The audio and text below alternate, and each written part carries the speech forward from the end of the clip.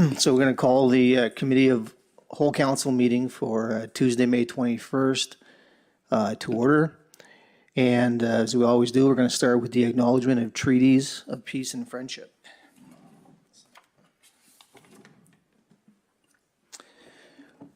We would like to begin by acknowledging that the land on which we gather is traditional unceded territory of the Mi'kmaq peoples. This territory is covered by the treaties of peace and friendship, which Wolastoqiyik, Mi'kmaq, and Passamaquoddy peoples first signed with the British Crown in 1726. The treaties did not deal with surrender of lands and resources, but in fact recognized Mi'kmaq and Wolastoqiyik title and established the rules for what was to be an ongoing relationship between nations. Thank you. Wolalan. Next is the oath of office. We do hereby accept the office of council and will diligently, faithfully, and impartially discharge to the best of our ability the duties of the office as may be imposed upon us by law. And before we get to the adoption of the agenda, as we always do, we want to recognize the presence of the RCMP and acknowledge you and thank you for your service. Appreciate it. Next then is to the adoption of the agenda.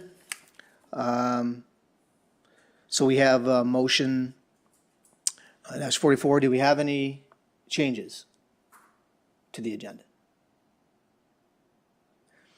If not, then can we have a mover for this motion? M 2024-05-21-44, that the agenda be adopted as presented. Can I get a seconder? I'll second it. On the question, all those in favor say aye. All those opposed say nay. Motion passed. Statements of conflicts of interest. If anyone has a conflict of interest they want to acknowledge, please do so with the clerk. Presentations, petitions, and delegations. There are none. Any business for the minutes? None. So to council members, Councillor Burke, start with you. First item I wish to discuss is has to do with the mileage paid by the Village of Baldoon for when council members attend certain functions or meetings or whatever it might be. At the present rate, I know we are not being where we should be, so I'd like to recommend that the Village of Baldoon follow the provincial rate that is set by the province.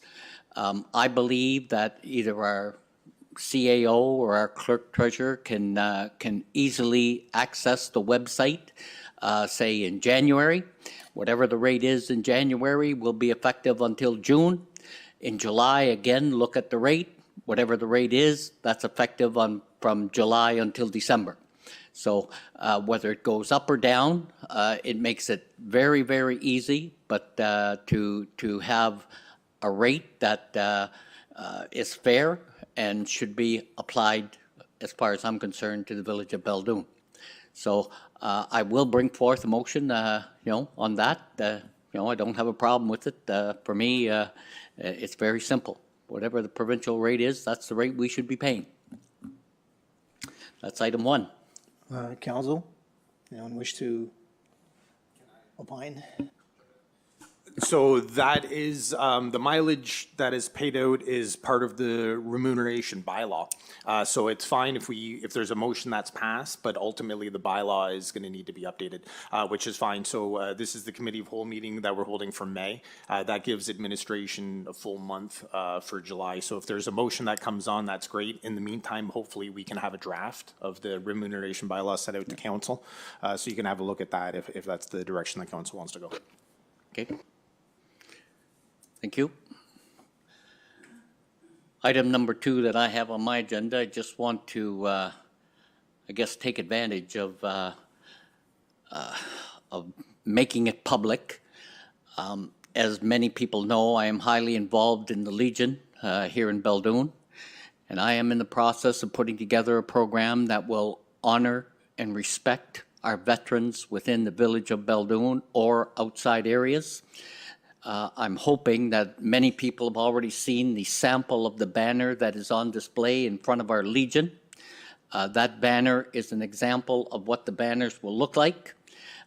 Any member of any family who has a member that has served, is currently in the armed forces, or has served in, either World War I, World War II, Korea, any member of the armed forces, Army, Navy, and Air Force, we're putting together these banners, and they will be displayed on the poles within the village of Beldoon between the first week of October and taken down the week after Remembrance Day.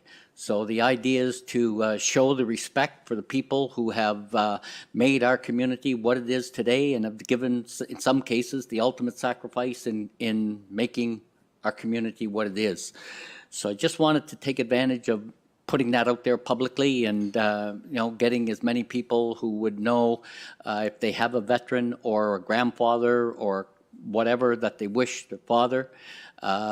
Just contact me. The information is all in the messenger. The banners are $275 a piece, but at the end of the day, they will be looked after, properly and shown the respect they deserve.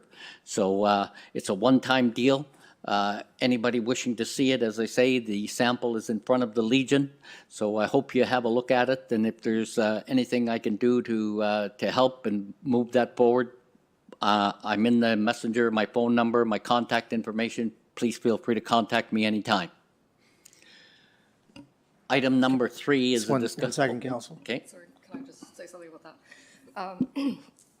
When I had proposed this to you a couple of years ago, Ron, we had talked about the museum in Dalhousie being involved in doing high-resolution digital scans of the photographs at the Legion. Because some people, I'm not hearing you clear. Here, say that again, would you mind? when we discussed this project a couple of years ago, Yes. we talked about partnering with the Restigouche Regional Museum and the museum going to the Legion to do high-resolution scans of all of the photographs. Yeah. Because people in the village and surrounding communities do not necessarily have pictures of their fathers, grandfathers, uncles, whatever. So I would urge you to take advantage of that opportunity for both the Legion and the museum to update their records so that there is an opportunity to have all of those photos scanned. You would then have digital copies. The museum would have digital copies. No, I'm going to say it to you this way. You discussed that. I didn't. It comes down to that I'm going to do it my way. It's either that, because you're not going to create more work for me. I do it the way I'm going to do it because that's the way it's going to be handled. Anybody who wishes to put a poster in will be more than happy to accommodate them. I'm not chasing after pictures. You must supply a photograph, or we can supply maybe a tombstone or a cross if you do not have a picture. But at the end of the day, I'm not going to create more work for myself. I'm going to leave that to the families. They are responsible for the information. They're going to be responsible for the banner, and the banners will be paid prior to any orders being placed. So that's the way it's going to work. And at the end of the day, anybody who's not happy with that, what they should do, don't buy a banner. Your spirit of cooperation is underwhelming. The scans were going to be done by the museum, not by yourself. I wasn't creating more work for you. I was creating less work for people in the community who might like to have a banner of their father, uncle, whatever. Well, So, Council. You've had Council, 3 years to one- look one after second, it. 1 second. So I think we've sort of got both your opinions. Does anyone on council have anything else they wish to add? I just have one question on the banners. You say it's a one-time thing, so if they don't get it this year, not a possibility to get it the following year? No, or- you can buy them at any time. The problem I'm having is that if they are not placed by August 1st, I will not be able to guarantee that it would get up prior to, this year. So if somebody gave me a banner in September, October, that's fine. We'll print the banner, but I can't guarantee that it will be printed in time to be on display this year. And, and you can add next year if you wish to keep ordering, that's no problem. We will take orders, as the years go. Councilor Carmichael, you good? Councilor Guitarme to know? Okay, Councilor Burke, this is your item. You get the last word on it if you wish, or you wish to move on? I'm ready to move on. Okay. The next item is I'm looking at, as far as outside meetings of council and the reports coming to council. Many of us belong to committees and, at the end of the day, when you attend a meeting, you know what's going on at that meeting, but that doesn't necessarily mean the rest of council knows what's going on at that meeting. What is particularly of importance to me is the Regional Service Commission, what's going on there. There are some really critical issues that will impact the village of Beldoon in the future, not only as a community, but in our budget. And I know I'm talking, I don't want to say hundreds of thousands, but I'm going to say tens of thousands of dollars more than what we have spent in the last years. So we're looking at major increases to Beldoon's responsibility to the Regional Service Commission. And I'm still in the dark as to exactly what's happening and what's going on and that type of thing. The only other comment I'm going to make to that is this, is that I do recognize that 99% of the meeting is conducted in French. I understand that could become a problem. It is a scenario and it is a situation that we here in Beldoon on this council only have one or two that speak French. But at the end of the day, it is critical that we understand what is coming before council for us to vote on when you'll be looking at major increases in the cost to our budget. So I don't know what the answer is, but I do know that I don't want to hear about it when it's time that a motion is put on the table asking me to vote on an item that is tens of thousands of dollars on our budget. I would much rather know right after the meeting. So I guess my point is this. I am a firm believer that council deserves to know the information. I know it's hard for some people maybe to write a report, but at the end of the day, the report should be coming to council so that we know what's happening. It's as simple as that for me. Council? Yep.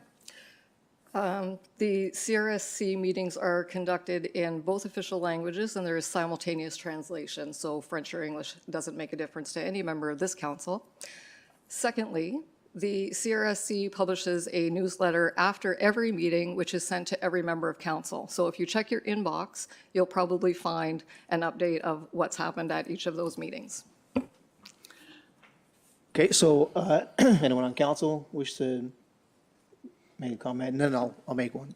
I don't recall getting the newsletter. Maybe, are we all on the list, Cynthia? Because I don't recall getting.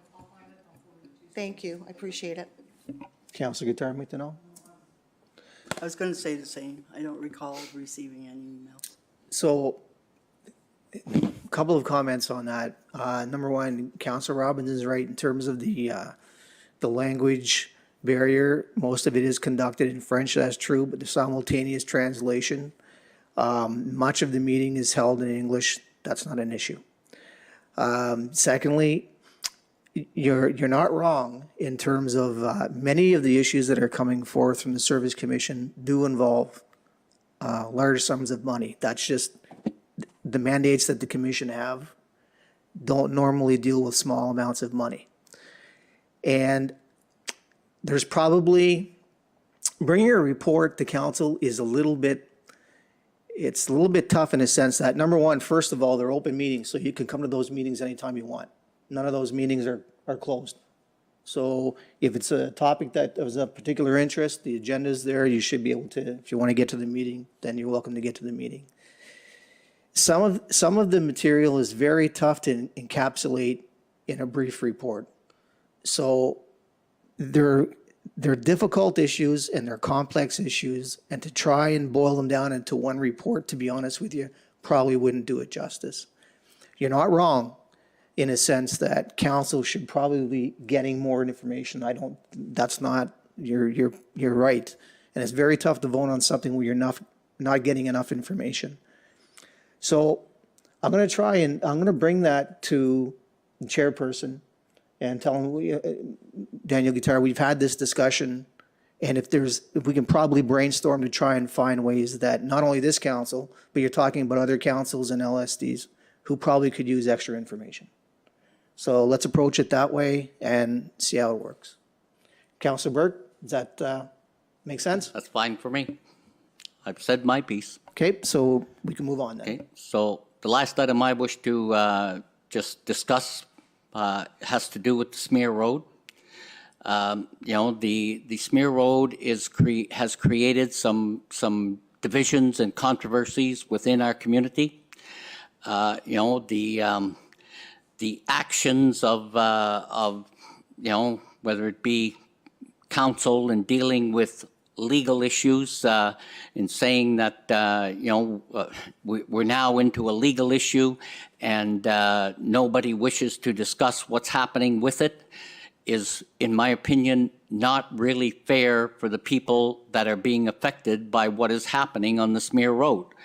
For me, I've had several discussions, you know, with various parties, and I would suggest that maybe, I know the biggest impact is on Leanne Smear, so I would suggest at this stage, and I've had a conversation with our CAO, and our CAO has agreed that if Leanne would give him a call and set up an appointment, that she could go in and discuss the issue with our CAO, and our CAO would inform her as to how much he can disclose and discuss at this moment in time.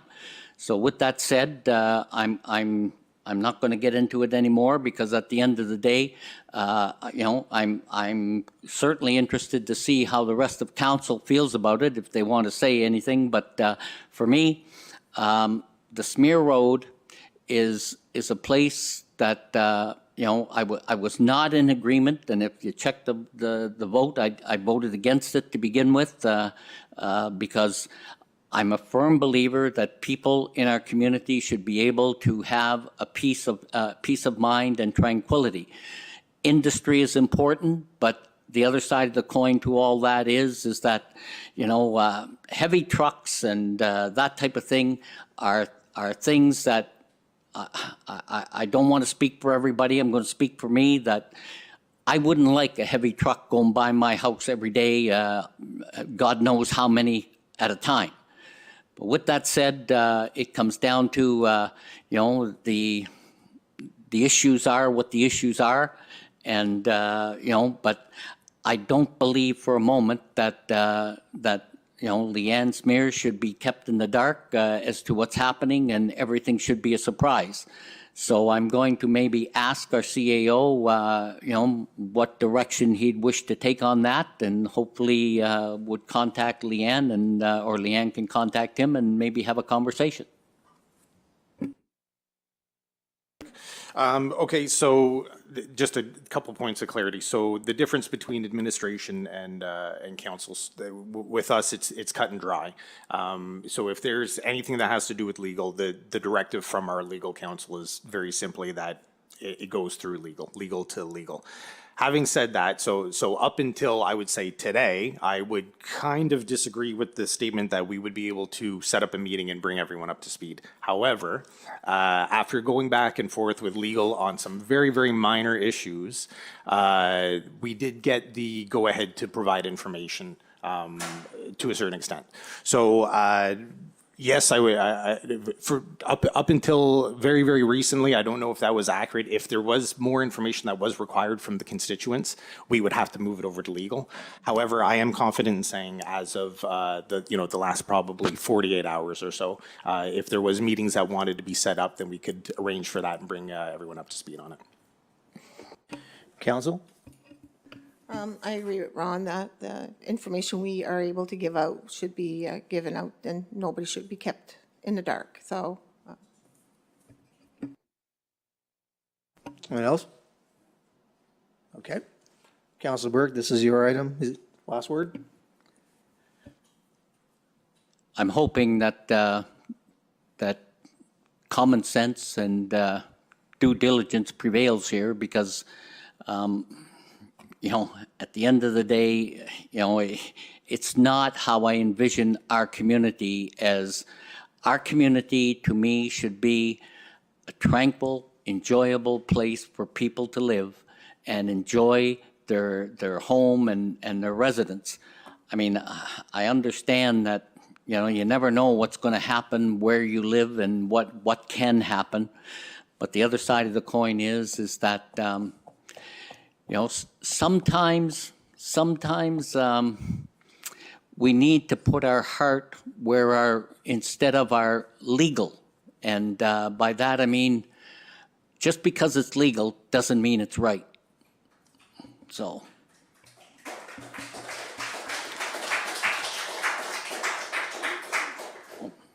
That'll be my last word. Okay. So we'll move on to Councillor Carmichael. Yes, I have the discussion on attendance of the upcoming conferences. We have two of them coming up, and it's the AMNB would be on September 10th to the 13th, and we have the UMNB, that's October 4th to the 6th. So I think that the AMNB is getting kind of short on notice, and I just was wondering if who was interested in going on both of these conferences so we could vote for them in June. And, yeah, that's it. Does the CAO have anything on that, or? So I think the best approach for this, Lillian, is we would do like we did before. We would have an open motion for the per diems or the expenses. That seems to work well in the past. Registrations are no problem. They can be done. As a matter of fact, I think most of them are probably done. I know for the AMA and B, we are still working on accommodations. They're having it at a rather tight facility. So we are working on that, but I think the best approach to this is simply to have the same motions that you guys have done before that sort of allows for anyone that's available at that time that can make it. It covers their expenses and per diem. Okay, can we have that added on to the June regular meeting? Thank you. The other item is that I went to a Zone 7 meeting in Dalhousie on the 2nd of May. And these are meetings that are for all council and staff. We're all invited to go to these meetings, and they're probably once or twice a year. In these meetings, you normally discuss the services of the hospitals, and there was a letter sent for the Campbellton Hospital to the minister for the staffing shortage, and that was one of the things that came up. And there's also they're looking to get a daycare into the hospital so that they can attract more staffing there. The ambulance, I found out that we're short 14 full-time staff in St. Quentin to Beldoon. That's a lot of staff. That's why we see the more frequency, the Quebec ambulance coming into our side to transport our patients. Also, there was a discussion on that day, the cell phone services in Restigouche to use the DTI towers, and that sounded positive that that's going to be able to get done, and there's going to be more discussion on that. Also housing, shortage of housing, the future of policing in New Brunswick, the RCMP, and so on. Conference, and they discussed the conference of October 4 to 6 in Fredericton, and the following year will be St. John, and the year after in Moncton. There was also housing funding, and unsuccessful, not getting fuel back on that. And also there was discussion on tourism. So there's all these topics. There's also the moose fence that they want to extend in Beldoon because of there's so many accidents, so many moose on a road. So that's another thing that they're looking into to bring it further into Beldoon, maybe up to Campbellton, and then probably the other way. So that was, I just wanted to give a short update onto that meeting, so to fill up the council and people that are here tonight. Okay, thank you for that. Anyone on council, any comments, observations, questions? Okay. Then we'll move on to Councillor Guitar McDonnell. My discussion would be about checking to see if administration could look into how the village could purchase proper garbage and recycled bins so that residents in our village could purchase them through the village. Because right now we're getting an appeals committee together for the unsightly and unsafe homes in our village, we're working on trying to beautify our community. And that being said, proper used garbage and recycle bins would be the appropriate for the roads, for the main road, definitely. It's unfortunate that, you know, bags are opened by animals and whatever, not being properly covered or in garbage bins. So the Public Works team has to go and pick up this garbage. Now, it's not their responsibility to clean up on someone's property, a mess made by the animals through the garbage. So we're trying to fix that by trying to get proper garbage bins and recycle bins for every home. So I'm going to ask that administration look so that maybe as a village, we can purchase them and bring them in so that residents can purchase those. I'm truly trying to get rid of the unsightly garbage cans, like example, old freezers. That's not appropriate for garbage in our community. Let's get that off the roads. Let's get our roads looking the way they should. Okay? Council? Okay. So that ends council presentations. Next, we're on to administration. CAO Lee. Thank you, Mr. Mayor. The only item that I have is administration is looking for some direction to provide to Roy Consultants. There was an engineering project that was due to be done towards the end of this summer, and we did have some money earmarked for that. We've gone back to Roy Consultants with the information, and they've began the process of having a look at it. However, they did have a structural engineer on site who did have some concerns, and that highlighted a change in the recommendation from Roy Consultants. So they're now looking for a deviation of this infrastructure. However, from the administration point of view, the number that was earmarked is significantly lower than what the estimated construction cost would be for the revised.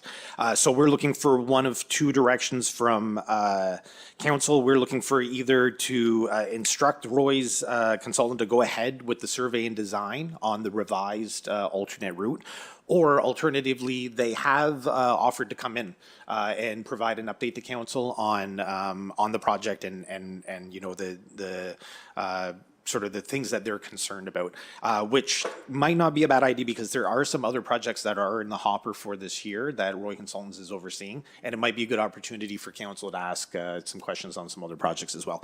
But what we're looking for right now is either we need to instruct Roy Consultants to go ahead and process. Just a reminder for council that the money that was allocated to this was coming out of a capital reserve budget, so it's not out of your operational expenditures. It's just a matter of how much council is looking to inject into this project. So that's what we're looking for right now. Either can we go ahead and instruct Roy Consultants to do the survey and the design, or would council prefer that they come in for a meeting? Any initial thoughts? I feel that I don't quite understand. I'm far from being an engineer, and I'd like to see a Roy consultant come in to explain the project and what, because there's two options, right? Which one would be the best? I know there's price tags on both of them, so I would like Roy to explain to me exactly what and the best way to go.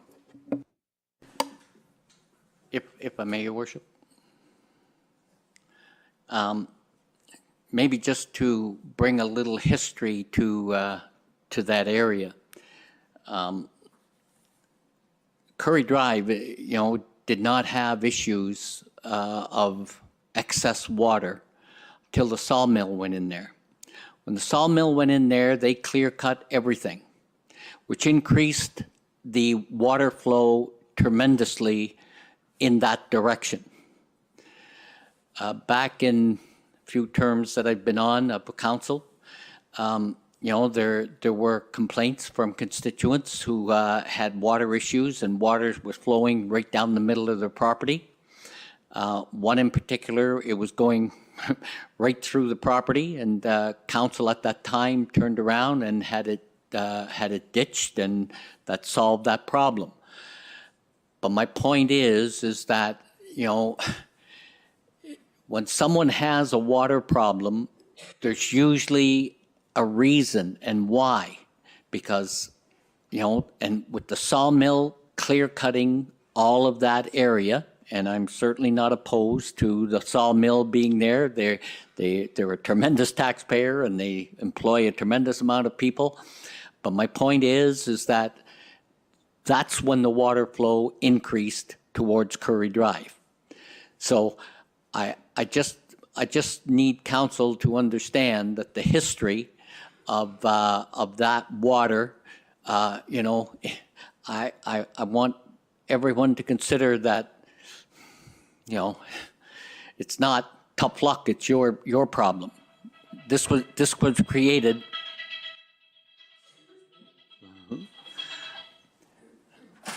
This was created by a situation that beyond our control and beyond anybody's control, but by the same token, it's disrupting people's lives because they have water issues.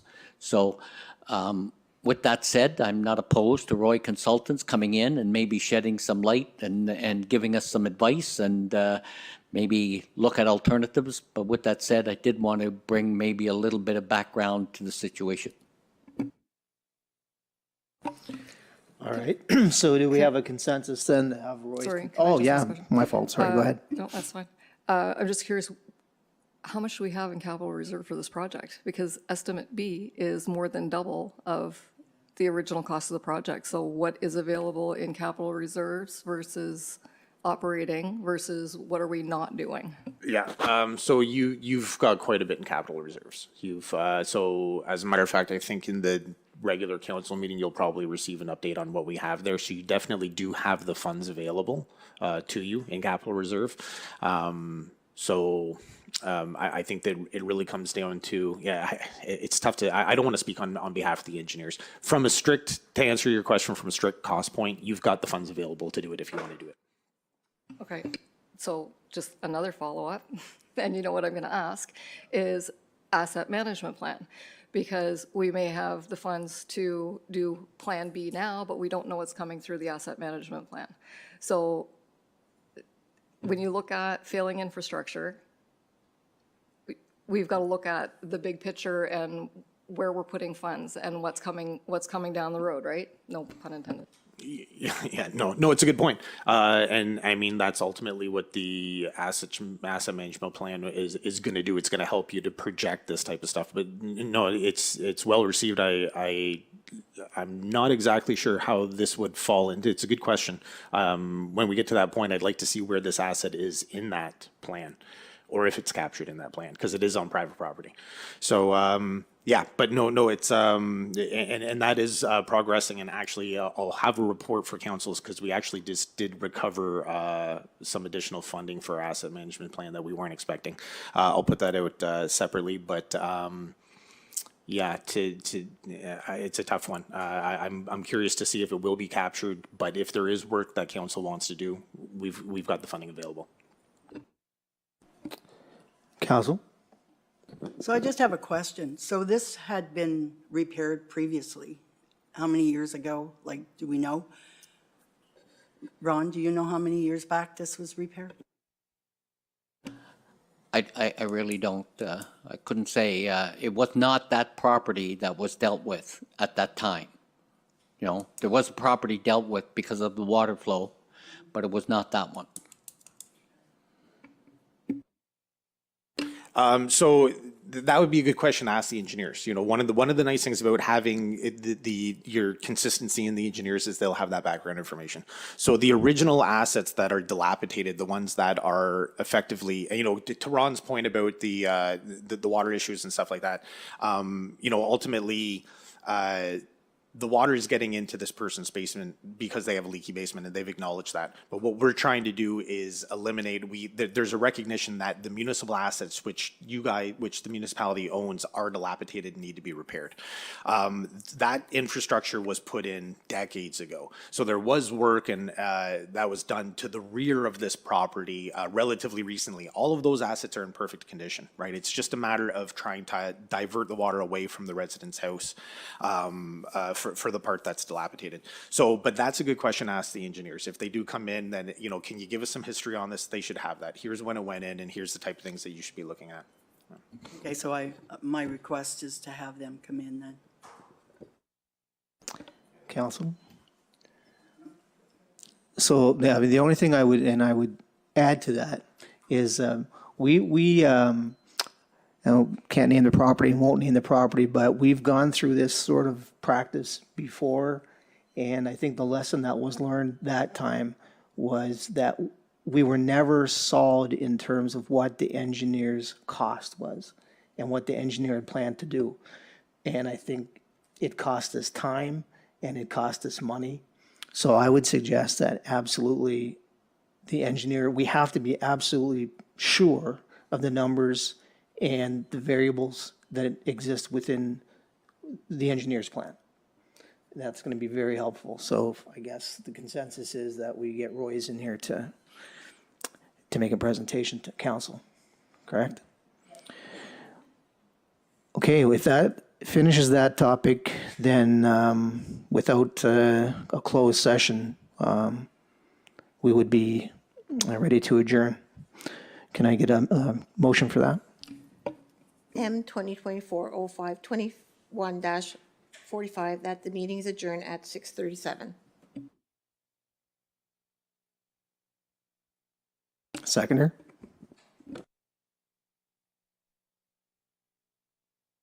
Aye? All those opposed say no. Meeting adjourned. Now, it's a bit of a different setup this evening, so we just had a conversation about questions from the gallery. I think if council doesn't have any opposition, I think we would take questions or comments now. Would that be, everyone okay with that? Majority okay with that? So let's do that now. So we have any questions or comments from people who would like to come to the podium? We'll take them now before we do a brief adjournment prior to our 7 o'clock meeting. Does anyone from the gallery have a statement?